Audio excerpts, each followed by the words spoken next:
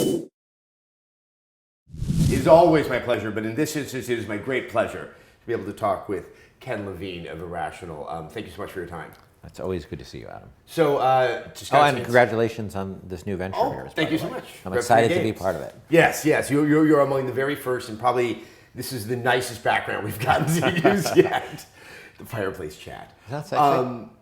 Okay, so I just played a very generous chunk of the game starting from the beginning, and there's so many fascinating things that really came to mind. But the first was there's something very familiar about it, and there's something very, very fresh about BioShock Infinite. And I think that kind of brings in the idea of how do you see this kind of relate to obviously your previous work, BioShock? It's by no means a sequel, but what did you feel you wanted to inherit that justified the name BioShock to still be on it? Well, there's sort of two things. There were two main principles that we knew we had to keep, and everything else was up for grabs. And there's a third principle which was sort of philosophical. So let me start with the beginning, which is, one is an amazingly detailed, dense, exciting, bizarre, but also believable feeling environment to explore is something that we thought we knew we had to have for to be a BioShock game. And the second thing was having the sort of improvisational nature of combat and having all these tools and all these choices about how you take on the combat challenges. But then there was a third thing which is really hard to define, and I think it's only, the reason I think only Irrational could have made this particular game, I know it's BioShock when I see it, and I know it's not when I know it's not. And sometimes we would do things and we would look at it and we go, you know what? That's not a part of a BioShock game. And even though it was, so I never thought BioShock, well, I can't say I never thought because I never really thought about it in depth, but when we started this game, we knew it had to be a BioShock game. And people at the beginning was like, oh, you're just calling it BioShock. And I'm like, no, it really, trust me, it's going to be a BioShock game. It feels, I think it genuinely feels that way.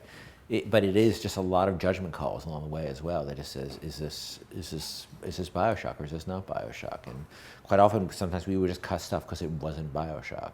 So you gave a presentation right before we started to play, and you said, this is, there's environment here, but but it's really about story. And then you start this game with this absolutely stunning, just sort of walking through this wild place that is Columbia, and the setting of it is just absolutely amazing. I'm curious sort of what was kind of the key themes. Obviously, it is period. Yeah. But there is a very particular tone, both of sort of I think hope and utopian, and a very dark element when you really start to pay attention. Well, I remember we were struggling with it back at the beginning, and I went for a run one day, and it was super sunny out. It was June or something, and it was one of those brilliantly blue, sunny, perfect days. And I remember looking at the sun, the color of the light, and looking at the mailbox, the reflection of light on this black mailbox and how it looked, and thinking it's just one of those perfect moments. And I wish I could just put this in a bottle. And I'm like, oh my God, that's what Columbia is. It is this sky color. It is this world. It is the memory of America that people think existed that never really actually quite existed. And when you first go out of that garden area and you see the real street of Columbia the first time, and the skylines going by, and the Zeppelin, and the building coming in for docking, that is both familiar, like it looks like the Music Man. If you look at, then you see the people on the street, just like these people enjoying a lemonade or whatever, and guys selling hot dogs and a newsboy. But then it's against this ridiculous, over-the-top setting. And it's both those things. And what we were trying to capture is that feeling of wonder that people must have had at that time, of all this hope and optimism for the future. And to a modern audience, if we just had a street scene from back then, we wouldn't have that effect. But with these buildings coming in and landing, and the cargo going by in the skylines, it just was, to me, if that sort of, we either got you in that moment or we didn't have you at all. Either we're going to get you or we're never going to have you after that moment, I think, of this buying into this city. It's interesting how Columbia was once actually part of America and then decided to, separate itself from America. Yeah. All this at the same time, it still is identifying itself as American, and more American than America actually is. Yeah.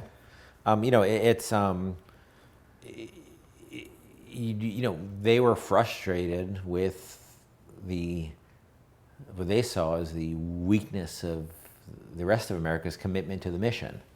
And so they said, so they separated themselves because they thought that they were the true Americans, and that's not new under the sun. You've seen that happen, multiple times in across the course of history. You rarely have a country that separates itself from in a revolution of some kind and says, oh, we want to be something totally different, because people don't change. They want to be what they are, but they view themselves as the genuine version of that.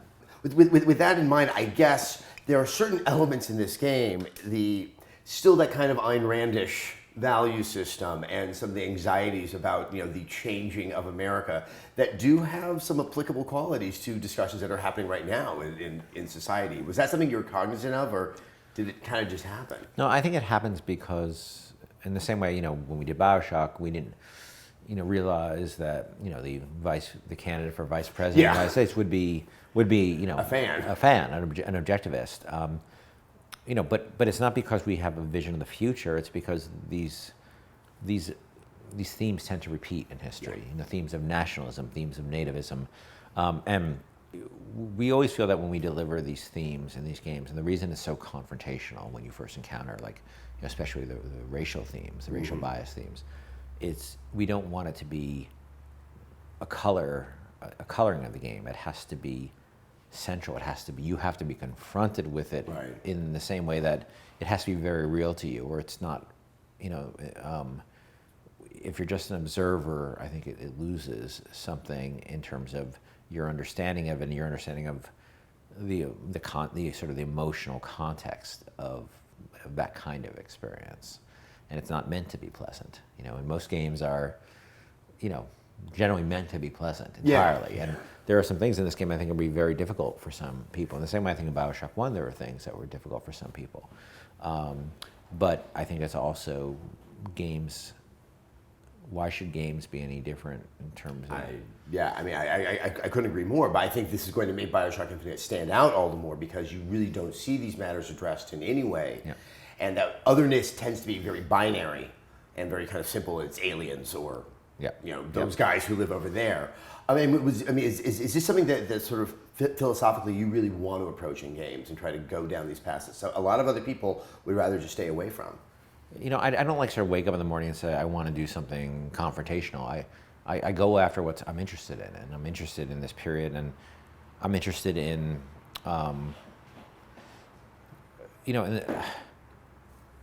I'm interested in sort of putting. I think the thing deep down I'm most interested in putting myself in somebody else's head, and that's why I'm interested in writing characters like Comstock and characters like Ryan, because they're not like me in a lot of ways. They're very authoritarian figures, and they think they understand the world in a very particular way, and they think they have the answers. And I'm sort of the opposite. I'm like, I don't know what the hell is going on. That's why you have a staff. That's right. You guys figure it out. And so they're very different. Obviously, one is a capitalist atheist, and the other one is a nationalist, religious zealot. But they're also very similar in a lot of ways because they're both believe that there is one way forward and this is the way. And so what I like about the experience, and it was much harder for me with Comstock than it was with me than Ryan, was understanding why people would follow them. Because I'm not a religious person. No, and actually that was one of the things that was really standing out to me is how did all these people I'm going to go to the floating city that the man with the white beard is sort of guiding. And that's sort of, you discover as time goes on what part of the message is so appealing, because I had to figure that out or I couldn't write the character. And I actually spent a lot of time we have some very intensely religious people in the studio actually, and I had some really interesting conversations with a bunch of them, and because I was struggling for a while, I really was struggling to understand, and I would say, what is it for you? And sometimes it's something that I have trouble connecting to, in terms of there's just a belief, but then there's other elements of whether it's objectivism or religion, where I can see I need to understand what that is, and then I can go there with those characters. And when I figured that out with Comstock, all of a sudden, so many pieces fell into place in the game. So obviously, there is more characterization in BioShock Infinite. Characters are actually talking, whereas the original BioShock was kind of a more solitary experience. People were coming in over I can't remember what the device was called, but it was something. Anyhow, so that I think is one of the most distinct things that really distinguishes it from the original BioShock. Was it challenging to try to do something that is a traditional shooter and then have all of this kind of acting happening around you? Yeah, like when we decide, look, there's a reason in System Shock 2 and BioShock, everybody's dead except for the enemies. And there's a reason every time you encounter a human, he's behind some piece of glass. There's a reason you don't talk. There's a reason there's nobody with you walking around the world with you. And the reason is because those things are really hard to do. Like to have the level of narrative we have and the fidelity of narrative and not have to go to cutscenes all the time. You know, because this is a game that has as rich a story, if not richer than almost anything out there in terms of the amount of texture to it and depth to it. But we don't break out and have these sort of safe little cutscenes where we can cordon the game off from it. We're like, what if the player starts shooting? What if Elizabeth does this? What if this happens? What if that guy does that? Well, what if the player does this and everything's ruined? Like, well, then I guess the player won't see that content. You know, that's. I mean, and I think that's something worth pointing out, and I definitely experienced that in the game, is that, yes, there's times I think where Elizabeth is going to be saying things to you, but depending on where you go, she seems to have dynamic reactions to the environment around her, or like the sense of threat that might be somewhere ahead. Yep, you know, there's a whole, Elizabeth it's bizarre because she's both, I think to a lot of us, we all kind of fell in love with her a little, or a lot. And and also I remember watching the game a few weeks ago and forgetting that we had all these incredibly talented people. You know, there's a motion capture actress who portrays Elizabeth. There's a voice actress, Courtney Draper, who portrays Elizabeth. And there's also the animators and the artists. And I kind of forgot because I had spent so much time with her. Not because like, oh my God, you look at her and she's 100% real, but I kind of forgot that she doesn't actually exist, you know? I realized that, oh, that's Courtney's voice. That's my words in Courtney's voice. That's not Elizabeth saying things. Because, and I think, and the whole Liz, we have a squad called Liz Squad, which is, you know, it's a multidisciplinary group of people whose job it is to make sure Liz, you know, rocks. And a lot of their job is being her and figuring out how she'd react to things in the world and seeding the world with her reactions, because, you know, she has a whole range of things where we either sort of give her a reaction or certain objects can potentially elicit certain reaction. You know, I'm sure you've seen her like look at things or sit on things or read things or play with things. You know, I know we saw her like play with the arcade machines and stuff. You know, she can interact with a lot of things, and you can miss a lot of it. That's just part of the experience. You know, we accept that. The most important thing is that you turn and look at her. She's present in the world, and not this. Like most other NPCs. You know, the bar is, the industry hasn't worked that hard on setting on the companion character aspect. In fact, I don't think there hasn't been a great evolution of it since Alex. I don't think a really great companion evolution, and part of it is because I think that, you know, a lot of the companion AIs get put in the world to do basically what the player does, which is shoot. And like, I don't want an AI with me who does what I do. And again, I'm never one who says this is the only way to make a game. Right. Talking about, but this is how how I look at it. Elizabeth does and Booker/you have entirely different skill sets, and you know, I wanted her to be present in the world and the exploration and the combat and all those things in the narrative, but I wanted her to be a completely different entity from you. So like a lot of times people are like, oh, let's give her a gun. I'm like, why? Because then she's just stealing your kills, and she's no different than you are. And it also is not Elizabeth. She's not a combat unit. She's a person. Well, we want her to be a person. Well, and then that's really supposed to be your motivation to carry through the game. You really need to care about this character if you're really going to stay invested. Yeah, if you don't connect to Elizabeth, I think it's going to be, you know, I guess you don't have to. And like in some way, like I think there's a lot of people who played BioShock 1 who didn't care about a Rapture. They just like shooting the stuff and the cool special effects and stuff.